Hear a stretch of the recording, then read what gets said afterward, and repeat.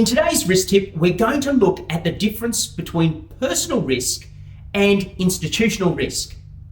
Personal risk is quite straightforward. It's basically any risk that we're willing to take. It's where our risk tolerance and threshold is. We look at something, we feel comfortable doing it, or we don't feel comfortable doing it. We think it's a good idea and we just go and do it, or we just look at it and go, ooh, that's not quite for me.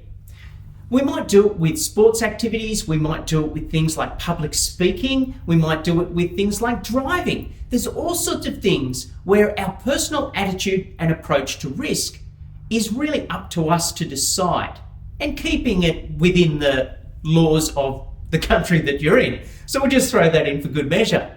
However, it's essentially a personal feeling, a personal ability to take on that risk, and a personal liability to yourself if you do take that risk on.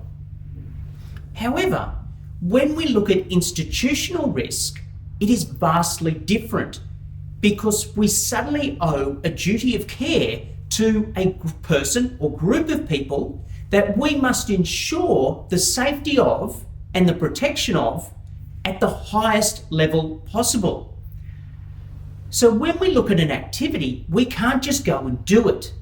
For example, swimming at the beach. I might look at, it's a nice day, I'll go to the beach and just wander down to the beach and go for a swim.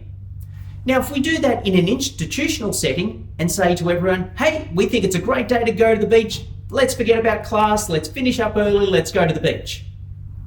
There are so many factors at play in this decision that you just can't apply the same perspective and the same beliefs about risk for your personal life to an institutional setting. So therefore, we have to have risk management systems and processes in place so that even though we might be happy doing something, once we apply it to a group, we need to look at the skill set within the group, the fitness of the group, the medical concerns of that group, and really evaluate, is this the right thing to be doing? Or do I have to modify this activity in some way?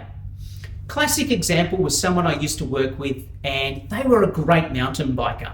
Sensational. They loved mountain biking. They were really good at it. But as soon as you put them with a group, they couldn't read the group very well. They couldn't really read the energy of the group. They couldn't read the skill set of the group.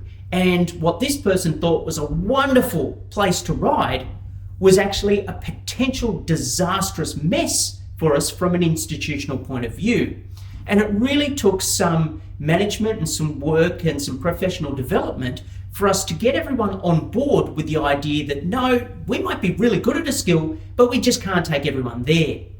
Now, this does seem like common sense, but it really does have to be reiterated right throughout your processes and your overview of your risk management systems, because when you are taking a group away, you cannot apply your own personal perspective on risk to the same situations where you have an institutional duty to cover risks and to protect a group of people to whom you owe a duty of care.